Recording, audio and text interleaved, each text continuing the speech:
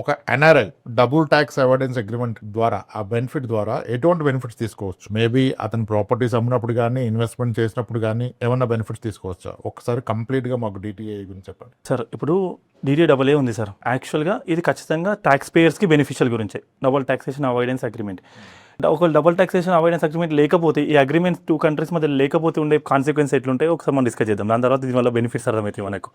Let's say ఇప్పుడు మన client ఒకరు, మనకు కావాల్సిన క్లయింట్ ఒకరు యూఎస్లో ఉన్నారు సార్. యూఎస్ రెసిడెంట్ అతను ఒక ట్యాక్స్ పేయర్. అతనికి ఏంటి, యూఎస్లో కంప్లీట్ గ్లోబల్ ఇన్కమ్ ట్యాక్సేబుల్ ఉంటుంది.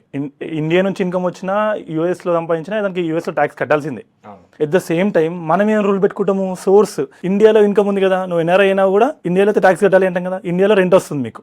ఇప్పుడు ఇండియాలో రెంట్ నెలకు ఒక 10 లక్షలు వస్తుంది సార్. మేమైతే మా లెక్క ప్రకారం ఇండియన్ కంట్రీ ఏముంటుంది, 30% ట్యాక్స్ కట్టుకోవాలి అంటది. సో నెలకు 3 లక్షలు మీరు TDS కట్ చేసుకుని పే చేస్తారు, లేకపోతే మీరు ఎక్కడ ఫైలింగ్ చేసుకున్నప్పుడు కట్టాలి. మళ్ళీ యూఎస్ వాళ్ళు ఏమంటారు, యూఎస్ కంట్రీ ఏముంటుంది, మరి మా కంట్రీ రెసిడెంట్ మాకు ఫెసిలిటీస్ అన్ని వాడుకుంటున్నాం, మరి మా దగ్గర 30% ట్యాక్స్ రేట్ ఉంది. మేము ఎగ్జాంపుల్ చెప్తున్నా, రేట్స్ 30% ట్యాక్స్ కట్టాలి అంటే నువ్వు నెలకి రెంట్ 10 లక్షలు ఇండియా నుంచి వస్తే ఈడ 3 లక్షలు కట్టాలి, ఆడ 3 లక్షలు కట్టాలి. వాళ్ళ రేట్ ప్రకారం 6 lakhs 60% కట్టాలి.